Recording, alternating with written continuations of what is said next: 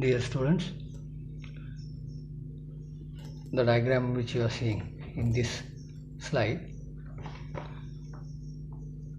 refers to spindle bearings. After the feed drives, what we have seen in the previous slides or the video, this is another important component of the CNC machine tools, spindle bearings. So they also carry the loads or say axial, torsional and even thrust forces also they'll be carrying to increase the stiffness and to minimize torsional strain on spindles. So they are designed to be as stiff as possible with a minimum overhang. So under this spindle bearings you can see the two types. So the bearing should support spindle radially and axially. So in the figure 1 you can see hydrodynamic bearing and figure 2 hydrostatic bearing. So seems to be same, but a slight difference is there.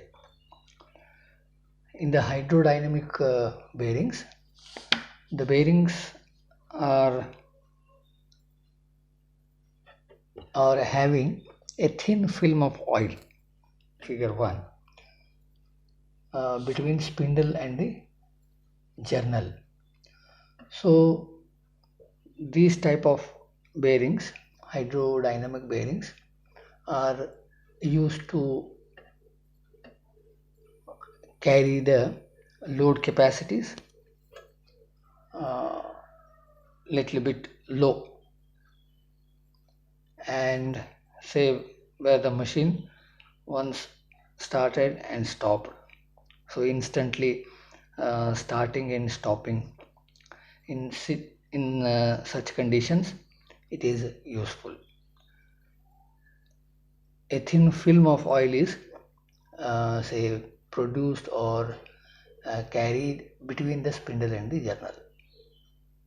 So example, grinding machine we can take. So how this film, thin film or thin layer you can say formed is say a pressure of oil within the bearing by the rotation of the spindle.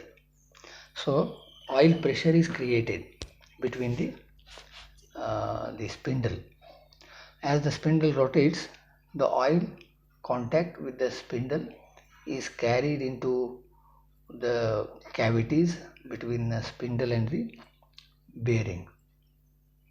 The oil pressure is increased as the oil is forced through the clearances between the spindle and bearings.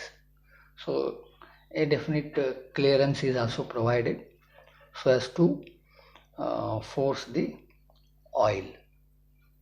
So of course it is simple in construction, having good damping properties, accuracy, running accuracy.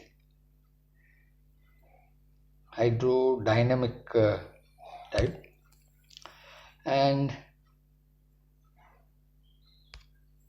hydrostatic bearing. In this a little thick film of oil is say supported or supplied under pressure between the spindle and the bearing.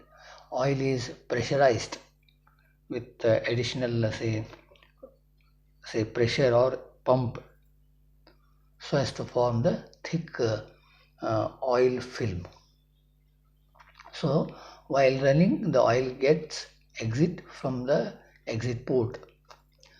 The load carrying capacity for this is independent of the rotational speed, and it is a little bit high also as compared to the hydrodynamic bearing. So this is also of course good damping properties, having running accuracy, wear resistance, etc.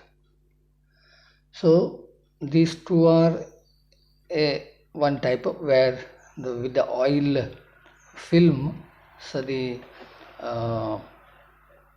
which is produced between the spindle and bearing.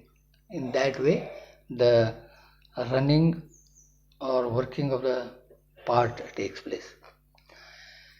Few more are there, which are named as anti-friction bearings. Figure also you can see the three types of anti-friction bearings. So where say speed is high, loads, radial or axial loads, they are also present in such places or in such machines. This can be utilized, so that they also utilize the balls, rollers with minimizing the friction. So in this anti-friction bearings, some 2 or 3 types you can see, mainly as to ball bearings and roller bearings. In a particular bearing, whether balls are used or rollers are used, based on that they are classified. In ball bearings only you can see deep groove ball bearing, figure 1, figure 2 angular contact bearing, and figure 3 cylinder roller bearing.